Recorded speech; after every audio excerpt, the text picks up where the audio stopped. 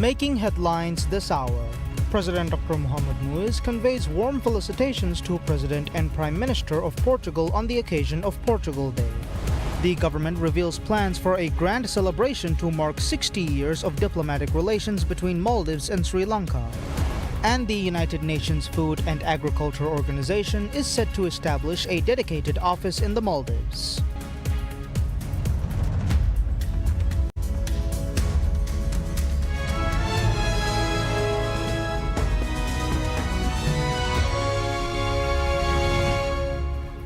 Bismillahirrahmanirrahim. Assalamu alaikum and welcome to PSM News in English with me, Abdullah Ahil. And now the news in detail.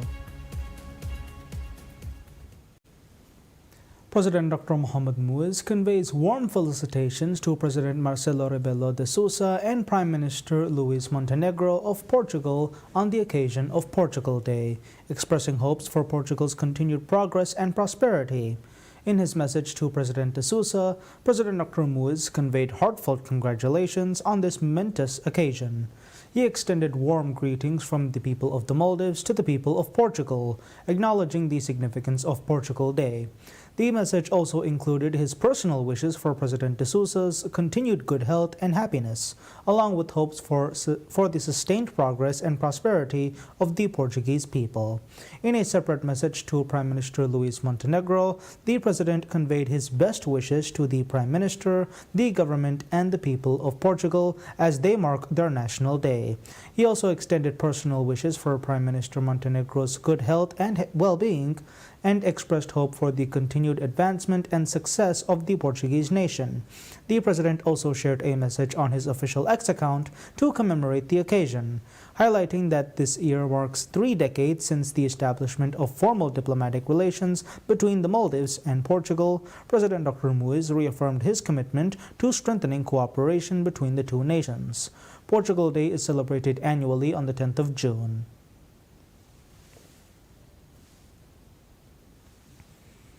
High Commissioner of Maldives to Sri Lanka, Masood Imad, reveals that the Maldives High Commission in Sri Lanka is planning a grand celebration to mark 60 years of diplomatic relations between the two countries. Neighboring Sri Lanka is frequented by Maldivians for tourism, healthcare, and education. Sri Lanka is also home to a large population of Maldivians. Sri Lanka was one of the first countries to officially establish diplomatic relations with the Maldives after the island nation gained full independence from the British. In an exclusive interview with PSM News, High Commissioner Masood said Maldives and Sri Lanka have long-standing relations and share a rich history in trade and other areas. Masood said the High Commission is planning a double celebration to mark the 60th anniversary of diplomatic ties with Sri Lanka along with Maldives' 60th anniversary of independence. These celebrations are being organized in collaboration with Maldivians residing in Sri Lanka, he said, adding that the events will symbolize the importance of relations. He added that Sri Lankan government officials and diplomats will be invited to join the celebrations. Masood said the High Commission and the Maldivian Cultural Center are working together to boost community ties among the Maldivians residing in Sri Lanka.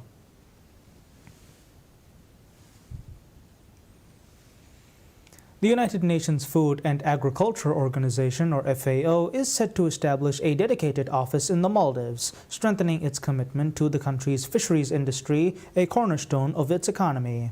FAO Director General Cho Dong-yu confirmed the pledge during a meeting with Ahmed Shiam, the Minister of Fisheries and Ocean Resources, held on the sidelines of the 3rd United Nations Ocean Conference, or UNOC3, in Nice, France, from the 9th to the 13th of June.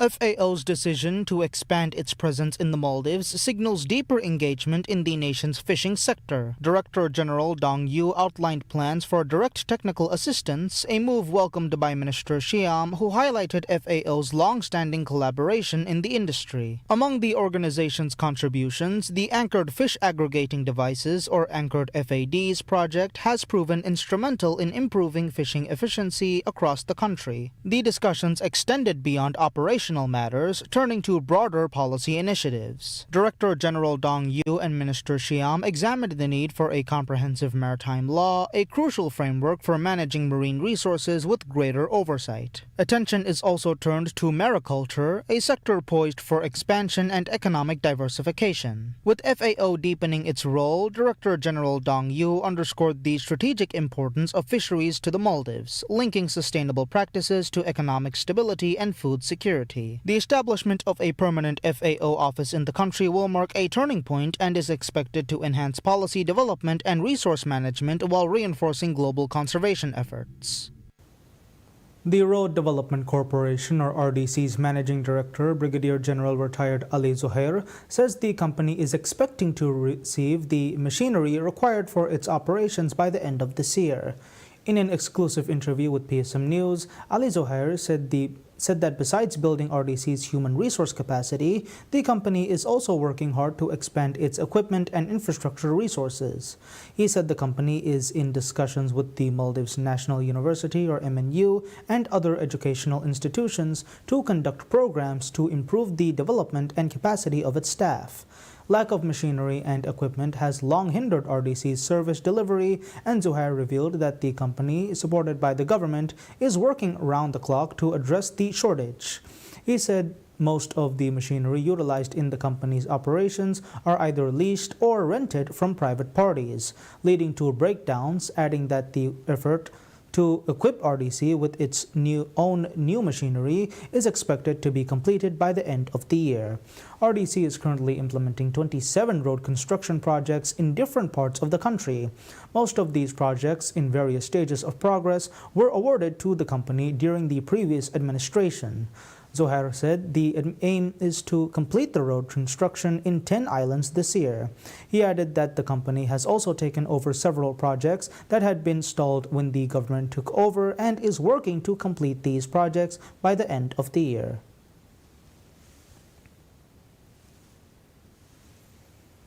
The Maldives Marketing and Public Relations Corporation, or MMPRC, operating under the Visit Maldives brand, officially appoints Bollywood superstar and lifestyle icon Katrina Kaif as its global brand ambassador. The collaboration aligns with Visit Maldives' summer sale campaign, an initiative aimed at drawing travelers to the archipelago's renowned natural beauty, diverse marine ecosystems, and luxurious accommodations.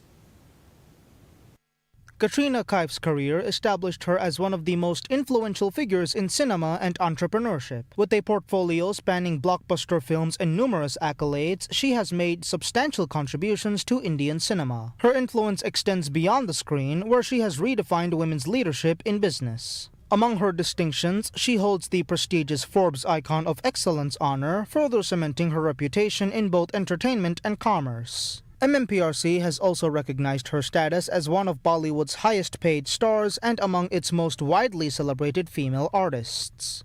She reiterates her commitment to showcasing the Maldives' distinct appeal and reinforcing its status as a premier global destination. MMPRC CEO and Managing Director Ibrahim Shiuri welcomed Kaif to her new role, highlighting her vibrant personality and strong connection with audiences worldwide. He further noted that Kaif's extensive reach and engagement with her followers make her an ideal advocate for the Maldives, which has consistently retained its position as the world's leading tourism destination. Kaif's ambassador bolsters the ongoing summer sale campaign, which features exclusive promotions and travel packages across various accommodations, including luxury resorts, boutique guest houses, and family-friendly properties. Targeting key global markets, including the United Kingdom, Russia, and the Commonwealth of Independent States, or CIS, the DACH region, Germany, Austria, and Switzerland, Italy, Poland, Spain, and India, the campaign aims to strengthen the Maldives' international profile while driving substantial bookings for summer 2025 and beyond. Her association with the Maldives extends beyond this latest collaboration. Over the years, she has visited the islands for both leisure and professional engagements, including filming Ye Ladki, a song from the 2005 Bollywood film Main Pyar Kyun Kiya, at a Maldivian resort alongside Salman Khan.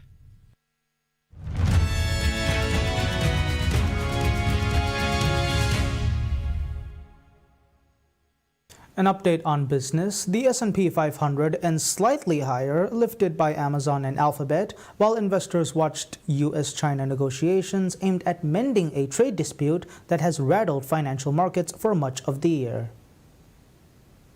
Top officials from both countries have kicked off discussions looking to get back on track with a preliminary trade agreement struck last month that had briefly cooled tensions between the world's largest economies. Amazon.com said it plans to invest at least $20 billion in Pennsylvania to expand data center infrastructure, adding to the billions of dollars the technology giant has committed to the expansion of artificial intelligence. Apple dipped after the iPhone maker kicked off its annual software developer conference with incremental developments that did little to impress investors. The market is showing resilience, as it has been doing since the big sell-off back in April. I think a lot of people are waiting for perhaps another sell-off, maybe a retest of that low, but that's not how the market's trading. The market is getting more and more comfortable that tariffs are not going to be the end of the world. The number of searches on Google for the word tariff has dropped by 87% in the last since the high back in early April. So people are just getting more comfortable that it's not the end of the world. And of course, today, the U.S. and China are having a big meeting, and we'll see what comes out of it. But I know both sides need to make this work. On Wall Street, the S&P 500 gained 5.52 points or 0.092% to end at 6,005.88 points, while the Nasdaq Composite gained 61.28 points or 0.31% to 19,591.24. The Dow Jones Industrial Average fell 1.11 points or 0.0026% to 42,761.76. Expectations of more trade deals between the U.S. and its major trading partners, along with upbeat earnings and tame inflation data, helped U.S. equities rally in May, with the S&P 500 and the tech-savvy Nasdaq notching their best monthly gain since November 2023. The S&P 500 remained about 2% below its all-time high, touched in February, while the Nasdaq is about 3% below its December record high. Major data releases this week include readings on May consumer prices on June 11th and initial jobless claims on June 12th. While investors widely expect the Federal Reserve to keep interest rates unchanged next week, the focus will be on any signs of pickup in inflation as Trump's tariffs risk raising price pressures.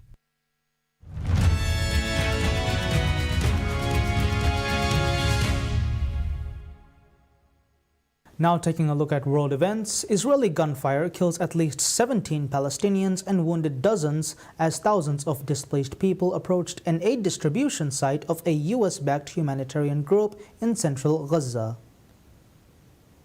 The Israeli military claimed its forces fired warning shots at suspects who were advancing in the area of Wali Gaza and posed a threat to the troops. It added that it was aware of reports that several were injured, but argued members released by local health authorities did not align with the information they collected. There was no immediate GHF comment on the incident. The GHF began distributing food packages in Gaza at the end of May, overseeing a new model of aid distribution which the United Nations say is neither impartial nor neutral. Israel started the genocide after Hamas-led militants took 251 hostages and killed 1,200 people, most of them civilians, in the October 7, 2023 attack, according to Israeli tallies. The genocide has since killed more than 54,000 Palestinians, most of them civilians, and flattened much of the coastal enclave.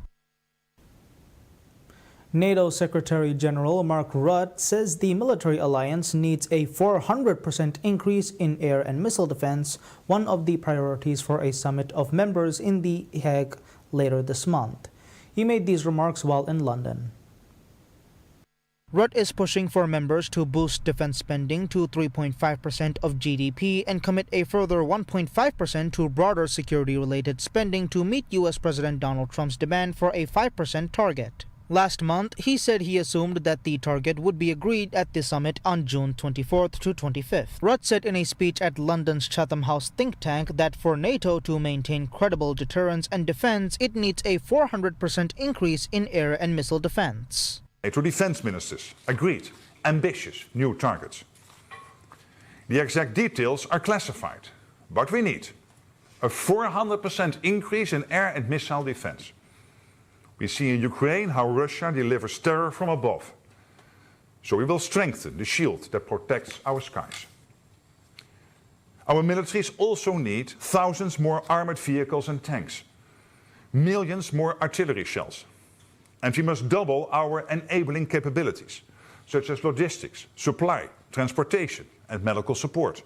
With little let up in fighting in Russia's war against Ukraine despite ceasefire calls, European countries are under pressure to raise defense spending after Trump signaled a shift in policy, pushing for the region to better protect itself. Several countries say they are doing so, with Britain pledging an increase from 2.3% to 2.5% of GDP by 2027 and 3% of GDP at a later date. Germany said it will need roughly 50,000 to 60,000 additional active soldiers under new NATO targets.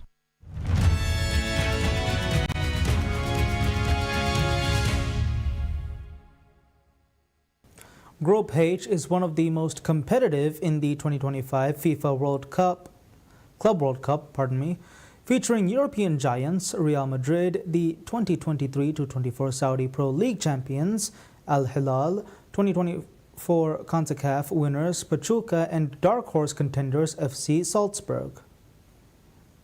Real Madrid secured their place in the 2025 FIFA Club World Cup by winning the UEFA Champions League twice in the four-year qualifying period. Under new manager Xabi Alonso, Los Blancos aim to rebound from failing to win a major trophy this year, and the squad boasts some of the best players in the world, including Kylian Mbappe, who netted 42 goals in his debut season, and Jude Bellingham, as well as recent acquisitions Trent Alexander-Arnold and Dean Howson. I think just the opportunity to win a different title, really. I think that's the honest truth, to try and be the first club to win it. Obviously, Madrid deserves that kind of accolade, in my opinion. But also, I think it's being able to play in somewhere I've not played regularly before, in America, and then play against some opponents also that you wouldn't normally get the chance to face. So I think there's a lot of positives to it, for sure. In the 2023-24 season, Al Hilal secured a domestic double by winning both the Saudi Pro League, marking their 90th league title, and the Saudi Cup. Coached by newly appointed Simone Inzaghi, the squad features high-profile players such as Kalidou Koulibaly, Ruben Neves, and Alexander Mitrovic. The club's captain is a hero in his homeland. Salam Al-Dawsari stunned the footballing world when he scored Saudi Arabia's winner against Argentina in the 2022 World Cup. Mexican side Pachuca will play Australia's FC Salzburg in their opening match. Pachuca is one of the 5 founding members of Mexico's Football Association, and the current squad contains Salomon Rondon, who has scored 31 goals since joining the club last year. It also has a history of bringing through some of Mexico's best players, and midfielder Brian Gonzalez and Elias Montiel are two to keep an eye on. Despite having never won a UEFA club competition, FC Salzburg qualified through a bizarre set of circumstances. The Austrians are ranked 18th in UEFA's list of successful European clubs, yet they snatched a place in the competition because the 4 semi-finalists in the 2023-24 Champions League had already qualified, and Liverpool, Napoli, and AC Milan were all ineligible because no more than 2 clubs per country can qualify. The club's top goal scorer this season is Nini Dorgels from Mali, and Israeli midfielder Oscar Gloh has been linked with Arsenal and Manchester United in the past.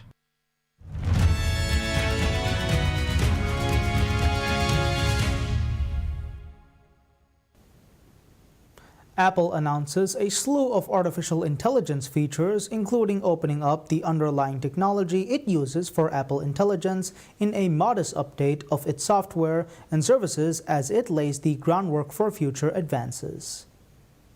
The presentations at its annual Worldwide Developers Conference focused more on incremental developments, including live translations for phone calls and design changes to its operating systems that improve everyday life rather than sweeping ambitions for AI that Apple's rivals are marketing. A year after it failed to deliver promised AI-based upgrades to key products such as Siri, Apple kept its AI promises to consumers modest, communicating that its jacket, similar to one they have seen, AI will help close language gaps through real-time translations. Another early demonstration of how partners could improve Apple apps, the company added image generation from OpenAI's ChatGPT to its image rating system centered on a design it calls liquid glass, where icons and menus are partially transparent. A step Apple executives said was possible because of the more powerful custom chips in Apple devices versus a decade ago. Apple is facing an unprecedented set of technical and regulatory challenges as some of its key executives kicked off the company's annual software developer conference on June 9th. Shares of Apple, which were flat before the start of the event, closed about 1.2% lower on June 9th. And that's all the news we have for today. We'll be back with any further updates. Until then, I'm Abdullah Ahil from PSM News.